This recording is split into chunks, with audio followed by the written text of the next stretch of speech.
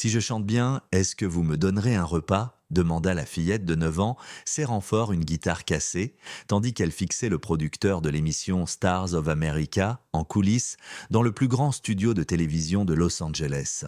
L'homme en costume coûteux laissa échapper un rire cruel qui résonna dans le couloir. « Fille, tu crois vraiment que tu es ici pour gagner quoi que ce soit? Tu es ici pour faire rire le public. » Keisha Williams ajusta les cordes détendues de l'instrument qu'elle avait trouvé dans les ordures 3 semaines plus tôt et prit une profonde inspiration. À 9 ans, elle savait déjà reconnaître quand quelqu'un la sous-estimait complètement. Et cette fois, contrairement à toutes les autres, où elle avait baissé la tête, quelque chose en elle murmura que ce serait la dernière fois qu'elle se laisserait traiter comme une moins que rien. « Je comprends parfaitement, monsieur, » répondit-elle, avec un calme qui fit froncer les sourcils du producteur, mal à l'aise face à la maturité inattendue de cet enfant sale et pieds nus. 2 heures plus tôt, Keisha dormait sous un auvent lorsqu'elle fut réveillée par un groupe d'assistants de production cherchant des personnages intéressants pour l'épisode spécial de l'émission. Ils l'avaient vu chanter pour quelques pièces et avaient immédiatement compris qu'ils avaient trouvé ce qu'ils cherchaient. Quelqu'un pour servir de ressort comique dans une émission qui vendait des rêves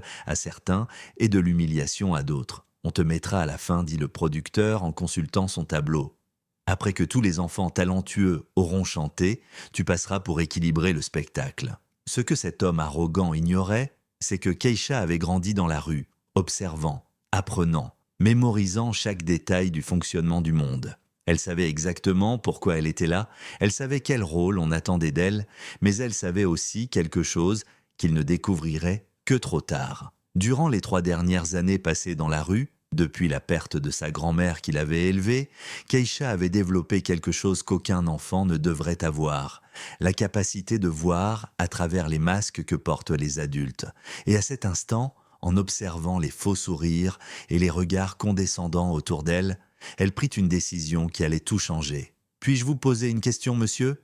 dit-elle en inclinant légèrement la tête avec une innocence calculée. « Fais vite, gamine, on a une émission à enregistrer. Avez-vous des enfants ?» La question prit l'homme de court. « Oui, 2 filles. Pourquoi ?» Keisha esquissa un petit sourire, mais un sourire porteur d'une intensité qui fit battre le cœur du producteur plus vite, sans qu'il sache pourquoi. « Juste curieuse, » répondit-elle, rangeant soigneusement cette information avec toutes les autres choses qu'elle avait observées et notées mentalement au cours des 2 dernières heures. En coulisses, alors qu'elle marchait vers la scène, portant la guitare cassée comme un trésor, Keisha pensa à la lettre qu'elle avait cachée dans sa seule possession.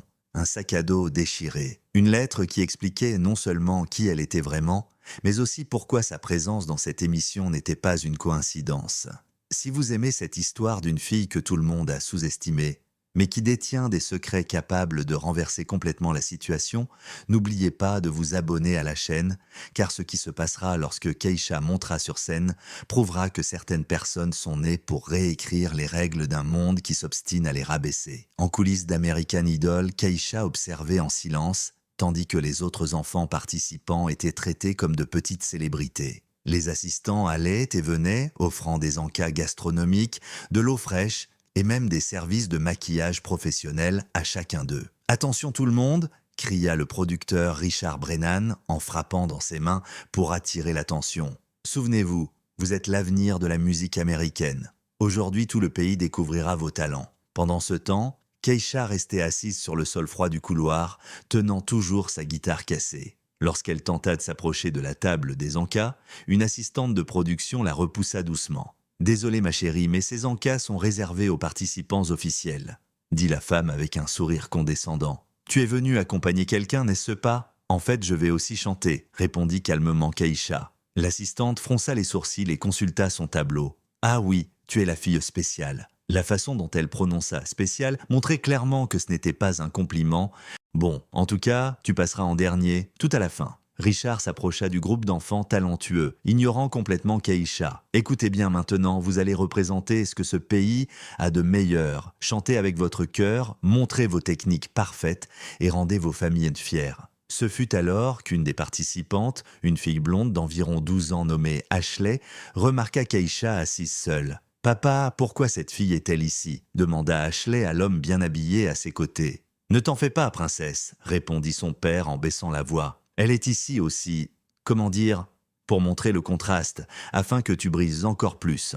Keisha entendit chaque mot. Et pour la première fois depuis longtemps, elle ressentit une pointe de quelque chose qu'elle n'avait plus éprouvé depuis des années, une colère pure, maîtrisée. À cet instant, son esprit retourna 3 ans en arrière, au jour où elle perdit sa grand-mère Dorothy, la seule personne qui croyait qu'une pauvre fille noire pouvait être quelqu'un dans ce monde. Dorothy disait toujours « Keisha, ma petite fille, quand le monde essaye de te diminuer, grandis 2 fois plus, et quand ils essaient de te faire taire, chante 3 fois plus fort. » Sa grand-mère avait été chanteuse de gospel dans une petite église de Harlem pendant plus de 40 ans. C'est elle qui avait appris à Keisha non seulement à chanter, mais aussi à utiliser la musique comme une forme de résistance. La musique est notre arme secrète, mon enfant. Ils peuvent nous prendre nos maisons, notre argent, notre dignité, mais ils ne pourront jamais enlever ce que Dieu a mis dans nos voix. Après la mort de Dorothy, emportée par un cancer, faute d'avoir pu payer un traitement approprié, Keisha s'était retrouvée à vivre dans la rue. Mais elle portait en elle quelque chose qu'aucun de ses producteurs de télévision n'aurait pu imaginer. Des années de formation vocale rigoureuse et une compréhension profonde de la musique qui ferait rougir d'envie n'importe quel professeur de conservatoire. « Et la fille ?» lança Richard, interrompant ses souvenirs. « Tu connais au moins des chansons ? Parce que ce serait dommage de gaspiller du temps d'antenne. »« J'en connais quelques-unes, » répondit Keisha en grattant sa guitare. « Quelques-unes. » Richard éclata de rire. « Quoi ? Quelques-unes de quoi ? De la musique de rue, du rap ? Des trucs que tu as appris en mendiant ?» Les autres enfants rirent avec lui, mais Keisha se contenta de sourire, ce même petit sourire mystérieux qu'elle avait déjà montré. « Puis-je vous poser une question, monsieur Richard ?» demanda-t-elle, inclinant la tête avec une innocence feinte. « Vas-y, avez-vous étudié la musique ?» Richard semble légèrement offensé. « Bien sûr que oui. J'ai un MBA en gestion du divertissement à UCLA. C'est intéressant ?» répondit Keisha, en enregistrant mentalement cette nouvelle information. « Et jouez-vous d'un instrument ? Je n'ai pas besoin d'en jouer pour reconnaître le talent quand je le vois, » répliqua-t-il irrité. « Je comprends parfaitement. » Ce que Richard ignorait, c'est que, caché dans son sac à dos déchiré, Keisha gardait une lettre de sa grand-mère, Dorothy elle-même. Une lettre qui expliquait non seulement qui Keisha était vraiment, mais qui révélait aussi des liens familiaux qui allaient transformer ce programme prévu comme une humiliation en quelque chose de totalement différent. Alors que Richard s'éloignait, riant avec les autres producteurs en commentant à quel point ce serait amusant de voir la petite fille essayer de chanter quelque chose, Keisha ferma les yeux et murmura doucement « Merci, grand-mère. Le moment est venu d'utiliser tout ce que tu m'as appris. » Chaque nouvelle humiliation ne faisait que renforcer en elle une force silencieuse, alimentée par l'injustice même qu'on essayait de lui imposer. Ce que ces gens privilégiés ne savaient pas, c'est que chaque acte de mépris écrivait leur propre sentence de défaite, et que derrière ces yeux apparemment vulnérables, un plan parfait commençait à se former. Tandis que Richard et les autres producteurs se réjouissaient à l'idée de planifier son humiliation publique, Keisha marcha calmement vers un coin tranquille des coulisses. Elle ouvrit son sac à dos déchiré et sortit soigneusement une enveloppe jaunie. C'était la lettre que sa grand-mère Dorothy lui avait laissée avec des instructions précises. « N'ouvre que lorsque tu seras prête à utiliser tout ce que je t'ai appris, ma petite fille. » 3 années passées dans la rue avaient suffi à Keisha pour comprendre qu'elle était prête. La lettre révélait quelque chose qui ferait ravaler leurs mots de mépris à tous ceux du studio. Dorothy Williams n'avait pas été une simple chanteuse de gospel ordinaire. Elle avait été l'une des premières femmes noires diplômées en composition musicale de la Juilliard School dans les années 1960, à une époque où c'était presque impossible. Plus important encore, elle avait été la mentor personnelle de James Mitchell, l'actuel PDG de la chaîne de télévision qui produisait American Idol. « James a toujours été comme un fils pour moi », écrivait Dorothy dans la lettre. « Si jamais tu as besoin d'aide, va le voir. Mais souviens-toi, ne demande jamais la charité. Montre-lui d'abord de quoi tu es capable. » Keisha remit la lettre à sa place et sourit. Même après sa mort, sa grand-mère continuait à lui enseigner la stratégie. « Et toi, la fille des rues !» cria Ashley, la candidate blonde, en s'approchant avec un groupe d'autres enfants. « Mon père veut savoir comment tu es entrée ici. Tu as menti sur ton inscription ?»« Je n'ai menti sur rien, » répondit calmement Keisha, en accordant l'une des cordes lâches de sa guitare. « Bien sûr, » dit Ashley avec mépris. « Alors tu crois vraiment avoir une chance contre nous ? J'étudie au conservatoire de Manhattan depuis 6 ans. J'ai des professeurs particuliers qui coûtent plus cher à l'heure que ce que tu gagnes sans doute en un mois. » Les autres enfants éclatèrent de rire. Mais Keisha continua simplement d'accorder l'instrument, testant chaque note avec une précision qui agaçait Ashley. « Tu sais même lire la musique ?» lança une autre fille. « Je sais quelques petites choses », répondit Keisha, et pour la première fois, un léger sourire apparut sur ses lèvres. Ce que ses enfants privilégiés ignoraient, c'est qu'en plus de sa formation rigoureuse avec Dorothy, Keisha avait passé les 3 dernières années à s'exercer dans des lieux qu'il ne pouvait imaginer. Des stations de métro à l'acoustique parfaite où elle avait appris à maîtriser sa voix sans micro, des tunnels urbains où elle avait découvert comment faire sonner une guitare cassée comme un Stradivarius, des coins de rue bruyants où elle avait développé la capacité de garder le rythme et la justesse même sous une pression extrême. Chaque nuit froide, chaque jour de faim, chaque regard de mépris dans la rue avait été, sans qu'elle le sache, un entraînement pour ce moment précis. C'est alors qu'elle remarqua un homme plus âgé qui l'observait discrètement de l'autre côté de la scène. Cheveux gris, lunettes à monture dorée, allure élégante mais bienveillante. Leurs regards se croisèrent un instant, et quelque chose dans ses yeux fit battre le cœur de Keisha plus vite. L'homme s'approcha lentement, ignorant complètement Ashley et les autres filles. « Excusez-moi, dit-il, en s'adressant uniquement à Keisha. Puis-je connaître votre nom complet ?» Keisha Dorothy Williams, répondit-elle, en insistant délibérément sur son deuxième prénom. L'homme resta immobile quelques secondes, les yeux remplis de larmes qu'il tenta de dissimuler en ajustant ses lunettes. « Dorothy Williams était ma grand-mère ?» répondit Keisha. James Mitchell, le directeur exécutif de la chaîne, eut l'impression de recevoir un coup dans l'estomac. Dorothy était morte 3 ans plus tôt, et il n'avait même pas su qu'elle avait de la famille. Cette femme qui avait changé sa vie, qui lui avait appris que la musique n'avait ni couleur ni classe sociale, qui l'avait guidé à travers les moments les plus difficiles, alors qu'il n'était qu'un jeune homme noir essayant de survivre dans l'industrie du divertissement. « Où étais-tu toutes ces années ?» demanda-t-il d'une voix tremblante. « Dans la rue, depuis sa mort. » James ferma les yeux, accablé par la culpabilité. S'il l'avait cherchée, « Tu chantes comme elle ?»« Elle m'a tout appris, » répondit Keisha. « Et tu es venu ici pour… » Keisha regarda vers la scène, où Richard riait encore avec d'autres producteurs, sans doute en racontant la farce qu'ils allaient lui faire. « Pour montrer de quoi je suis capable, dit-elle simplement. » James comprit immédiatement. Dorothy disait toujours que la meilleure vengeance contre le préjugé, c'est l'excellence, celle qu'on ne peut pas nier. « Puis-je te rendre un service ?» demanda-t-il discrètement. « En réalité, dit Keisha, puis-je vous demander une faveur ? Tout ce que tu veux. N'intervenez pas. Laissez-les faire exactement ce qu'ils ont prévu de me faire. » James fronça les sourcils, déconcerté. « Mais ils vont essayer de t'humilier publiquement, je sais. Et quand ils essaieront, je veux que vous enregistriez tout. Chaque seconde, chaque réaction, chaque mot qu'ils prononceront. » Le sourire qui apparut sur le visage de Keisha à ce moment-là était identique à celui que Dorothy arborait quand elle s'apprêtait à donner une leçon inoubliable à quelqu'un. « Ils croient savoir qui je suis, » continua-t-elle en pinçant doucement les cordes de sa guitare, « mais ils ne savent rien de ce que je porte en moi, des années d'entraînement, de la musique qui coule dans mes veines, de la force que ma grand-mère m'a transmise. » James hocha la tête, commençant à comprendre le plan. « Et ensuite, faites ce que vous jugerez bon avec cet enregistrement. » À ce moment-là, Richard réapparut, interrompant la conversation sans même remarquer qui était l'homme parlant à Keisha. « Et la fille ? C'est ton moment de briller, dit-il avec un sourire cruel.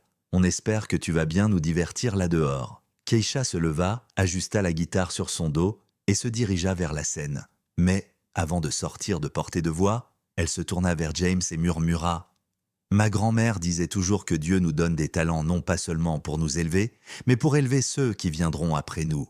Aujourd'hui, il ne s'agit pas que de moi. » James regarda la fillette marcher avec une dignité qui tranchait avec ses vêtements simples et sa guitare cassée. Pendant un instant, c'était comme si Dorothy était là de nouveau, prête à réécrire les règles d'un monde qui s'obstinait à sous-estimer des gens comme eux. Pendant que Richard organisait les caméras pour capturer ce qu'il pensait être un moment de divertissement cruel aux dépens d'une enfant vulnérable, James ordonna discrètement à son propre équipe de tournage d'enregistrer absolument tout. Chaque mot, chaque réaction, chaque seconde de ce qui allait se passer, parce que quelque chose lui disait que ce ne serait pas une humiliation ordinaire. Ce serait le moment où une petite chanteuse des rues allait apprendre à tout un pays que le vrai talent ne choisit pas son berceau, sa couleur ou sa classe sociale, et que sous-estimer des gens comme Keisha Williams est toujours une erreur qui se paie cher. Les projecteurs s'allumèrent à pleine puissance tandis que Keisha s'avançait au centre de Stars of America. Le public, plus de 500 personnes, murmurait doucement, certains prenant discrètement des photos de la petite fille des rues tenant une guitare cassée. En coulisses, Richard chuchota à ses assistants. « Souvenez-vous, dès qu'elle commence à chanter, activez le système sonore défectueux. Je veux ce sifflement horrible dans les haut-parleurs, ce sera hilarant. » Ashley et les autres enfants participants regardaient depuis les coulisses, impatients de voir ce qu'ils croyaient être l'humiliation inévitable de quelqu'un qui n'avait rien à faire là. « Bonjour », dit Keisha dans le micro, sa voix claire résonnant dans tout l'auditorium. « Je m'appelle Keisha Dorothy Williams, j'ai 9 ans et je veux dédier cette chanson à ma grand-mère qui m'a appris que la musique n'a ni couleur ni classe sociale. » Richard fronça les sourcils en entendant le nom complet. Quelque chose dans ce Dorothy lui semblait familier, mais il chassa vite l'idée. Keisha ajusta sa guitare et joua les premiers accords. Le son, même venant d'un instrument abîmé, était pur et juste, avec une précision qui fit se redresser certains musiciens professionnels dans le public. C'est alors que Richard fit signe à ses assistants. Le système sonore se mit à produire un sifflement assourdissant, gâchant complètement la musique. Le public se boucha les oreilles, agacé. Certains commencèrent à rire, pensant que c'était la faute de la fillette. « Problème technique !» cria Richard depuis le côté de la scène, feignant la préoccupation. « Quel dommage, mais nous allons devoir arrêter ici. » Mais Keisha ne s'arrêta pas. Elle s'éloigna du micro, se plaça au centre de la scène et commença à chanter sans amplification. Sa voix, formée par des années à chanter dans des stations de métro bruyantes, tranchait l'air comme une lame affûtée. La statique continuait, mais la voix de Keisha était si puissante qu'elle résonna dans tout l'auditorium, atteignant même les derniers rangs. Peu à peu, les gens se turent, fascinés. Elle chanta Amazing Grace dans une version mêlant gospel traditionnel et technique classique que seuls ceux formés par un maître pouvaient reconnaître. Chaque note était parfaite, chaque phrase chargée d'une émotion qui fit monter les larmes aux yeux du public. Richard, désespéré, cria à ses assistants « Coupez tout, arrêtez la diffusion !» Mais il était trop tard. James Mitchell avait déjà ordonné à son équipe de laisser tourner les caméras, diffusant tout, en direct, dans des millions de foyers américains. Quand Keisha eut terminé, il y eut 3 longues secondes de silence avant que le public n'explose en applaudissements assourdissants. La salle entière se leva, criant, pleurant, acclamant. Même Ashley et les autres enfants en coulisses restèrent sans voix. C'est alors que James Mitchell monta sur scène. « Mesdames et messieurs, dit-il en prenant le micro, je m'appelle James Mitchell, directeur exécutif de cette chaîne de télévision, et je dois vous dire qui est réellement cette fille extraordinaire. » Richard devint livide. Il ignorait que le directeur exécutif se trouvait là. Keisha Dorothy Williams est la petite fille de Dorothy Williams, l'une des plus grandes chanteuses et compositrices de gospel de ce pays. Une femme diplômée de la Juilliard School dans les années 1960. À une époque où cela était presque impossible pour une femme noire, une femme qui fut ma mentor personnelle pendant plus de 20 ans. Le public laissa échapper un soupir collectif. Dorothy est morte il y a 3 ans et je ne savais même pas qu'elle avait une petite fille qui vivait dans la rue, continua James, la voix tremblante. Pendant ce temps, les producteurs de cette émission ont amené cet enfant ici, non pas pour célébrer son talent, mais pour l'humilier publiquement. Richard tenta de se cacher derrière le décor, mais James poursuivit. Tout a été filmé. Chaque commentaire cruel, chaque tentative de sabotage, chaque instant où ils ont voulu transformer cet enfant en spectacle au prix de sa dignité. Les caméras trouvèrent Richard visiblement en sueur, essayant de s'échapper. « Richard Brennan, dit James en pointant directement vers lui, vous êtes renvoyé, non seulement de cette émission, mais de toute la chaîne. Et je suis certain qu'aucun diffuseur sérieux ne voudra engager quelqu'un qui trouve amusant d'humilier des enfants à la télévision nationale. » Le public se mit à huer Richard violemment. Il tenta de se défendre, mais sa voix fut complètement noyée sous les cris d'indignation. « Quant à vous, dit James en se tournant vers Ashley et les autres enfants en coulisses, j'espère que vous avez tiré une précieuse leçon sur le fait de juger les gens à leur apparence. » Ashley, totalement honteuse, baissa la tête. Plusieurs autres enfants se mirent à pleurer, réalisant l'ampleur de leur cruauté.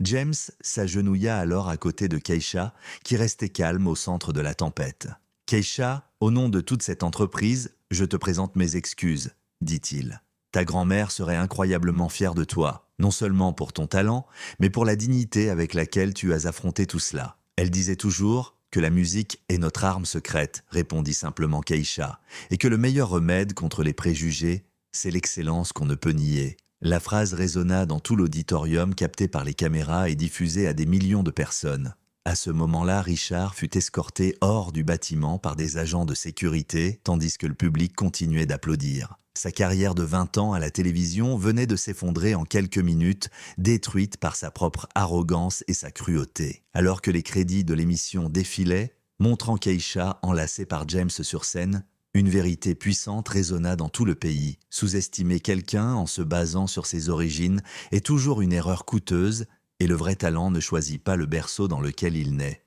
Il attend simplement la bonne occasion pour briller et réécrire les règles d'un monde qui s'obstine à enfermer les gens dans des cases trop étroites pour contenir leur grandeur. Les jours qui suivirent à la diffusion d'American Idol furent un tourbillon que personne n'aurait pu prévoir. La vidéo de Keïcha chantant Amazing Grace tout en affrontant un sabotage technique devint virale en moins de 24 heures, atteignant plus de 50 millions de vues et devenant le moment télévisé le plus partagé de l'année. James Mitchell tint parole d'une manière encore plus marquante qu'il ne l'avait promis. Le lendemain matin, il convoqua une conférence de presse nationale où il montra toutes les images des coulisses. Chaque commentaire cruel de Richard, chaque rire moqueur des autres enfants, chaque instant où ils avaient tenté de faire de Keïcha un spectacle au détriment de sa dignité. Cette chaîne de télévision a échoué envers une enfant exceptionnelle, déclara James, devant des dizaines de caméras, et nous ne permettrons plus jamais que cela se reproduise. La réaction du public fut écrasante.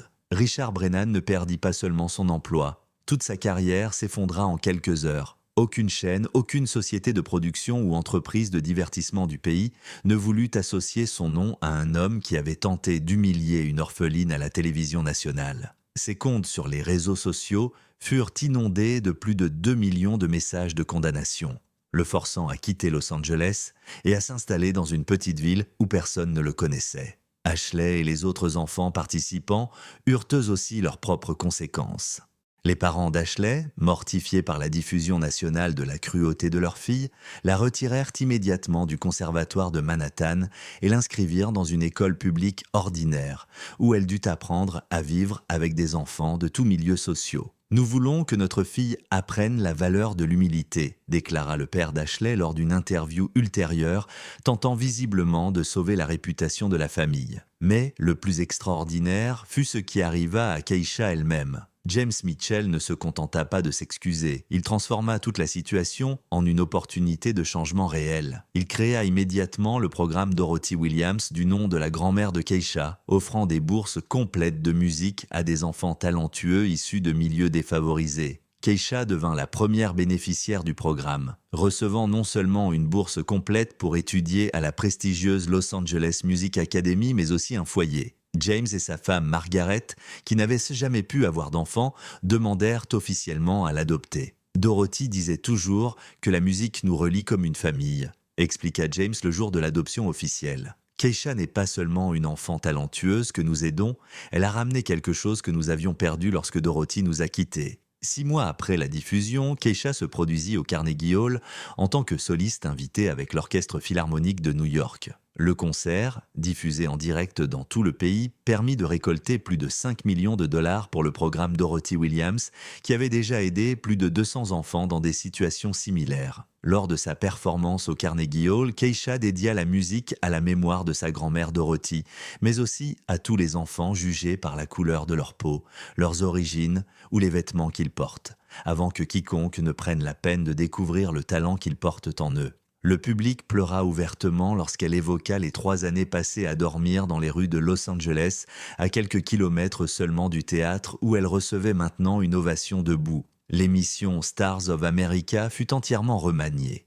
James mit en place de nouveaux protocoles incluant des psychologues pour enfants, des travailleurs sociaux et une politique stricte de tolérance zéro face à toute forme de discrimination ou d'humiliation des participants. Le talent ne choisit pas son lieu de naissance, sa couleur ni sa classe sociale, devint le nouveau slogan de l'émission, inscrit en lettres d'or sur la scène où Keïcha avait été humiliée puis triomphé. Richard, pour sa part, tenta à plusieurs reprises de se réhabiliter, donnant des interviews publiques où il affirmait avoir tiré les leçons de ses erreurs. Mais chaque tentative ne fit que raviver l'indignation du public. Il finit par travailler comme vendeur de voitures d'occasion dans une petite ville, découvrant avec amertume qu'une réputation perdue est l'une des choses les plus difficiles à retrouver. 2 ans après l'épisode, Keisha, désormais âgée de 11 ans, sortit son premier album, Voices from the Street, dans lequel elle interprétait des chansons classiques adaptées avec les influences gospel qu'elle avait apprises de Dorothy. L'album entra directement à la première place des classements musicaux et lui valut une nomination aux Grammy Awards dans la catégorie Meilleur album vocal classique. Lors de la cérémonie des Grammy, Keisha portait une robe simple mais élégante et tenait la même guitare cassée qu'elle avait apportée à l'émission 2 ans plus tôt, désormais restaurée et accordée, mais conservant les marques du temps comme un rappel de son parcours. Cette guitare m'a appris que notre véritable force ne vient pas de ce que nous possédons, mais de ce que nous faisons avec ce que nous avons, dit-elle en acceptant son prix, et que parfois il faut toucher le fond pour découvrir à quel point nous pouvons nous élever. Ashley, qui avait regardé la cérémonie depuis chez elle, envoya à Keisha une lettre manuscrite quelques jours plus tard, s'excusant sincèrement de son comportement cruel et révélant que cette expérience avait complètement changé sa vision du privilège et de l'humilité. Tu m'as appris que le vrai talent n'a rien à voir avec les opportunités dans lesquelles nous naissons, mais avec le courage de continuer à chanter même quand on essaie de nous faire taire, écrivit Ashley. Keisha répondit à la lettre et les 2 filles finirent par devenir amies, prouvant que même les blessures les plus profondes peuvent devenir des ponts lorsqu'il y a de la sincérité des 2 côtés. James Mitchell réfléchissait souvent à la façon dont un moment d'injustice avait pu devenir le catalyseur d'un changement si profond. Dorothy disait toujours que Dieu se sert de personnes inattendues pour enseigner les leçons dont le monde a besoin, commenta-t-il dans une interview. Keisha n'était pas seulement une enfant que nous avons trouvée, elle était la professeure dont nous avions besoin. L'histoire de Keisha Williams devint bien plus qu'un simple cas de triomphe personnel. Elle réécrivit les règles sur la manière dont le talent est reconnu et célébré en Amérique, prouvant que la véritable excellence n'a ni couleur, ni classe sociale, ni origine. Aujourd'hui, à 13 ans, Keisha partage son temps entre des études musicales avancées, des concerts caritatifs et la direction artistique du programme Dorothy Williams qui a déjà bénéficié à plus de 1000 enfants à travers le pays. Elle n'a jamais oublié ses origines, rendant régulièrement visite à des foyers et à des communautés défavorisées pour y découvrir de nouveaux talents et offrir des opportunités. Ma grand-mère me disait toujours que nos dons ne sont pas seulement faits pour nous élever, mais pour construire des ponts afin que d'autres puissent s'élever à leur tour, répète-t-elle souvent aux enfants qu'elle rencontre dans des situations semblables à celles qu'elle a vécues. La leçon qui résonne encore aujourd'hui est simple mais puissante. Sous-estimer quelqu'un en se basant sur son apparence, son origine ou sa situation actuelle est toujours une erreur qui se paie cher. Car le vrai talent ne demande pas la permission de briller, il attend simplement la bonne occasion pour réécrire toutes les règles d'un monde qui s'obstine à enfermer des êtres extraordinaires dans des cases trop étroites pour contenir leur grandeur. Et Richard Brennan ? Il découvrit de la pire manière que vouloir rabaisser les autres pour paraître plus grand est une stratégie qui ne fait que diminuer ceux qui la pratiquent. Si cette histoire d'une fillette qui transforma l'humiliation en triomphe et les préjugés en opportunité a touché votre cœur, n'oubliez pas de vous abonner à la chaîne, car des histoires comme celle de Keisha nous rappellent que la véritable victoire ne réside pas dans la défaite de nos ennemis, mais dans le fait de devenir si extraordinaires qu'ils en deviennent insignifiants.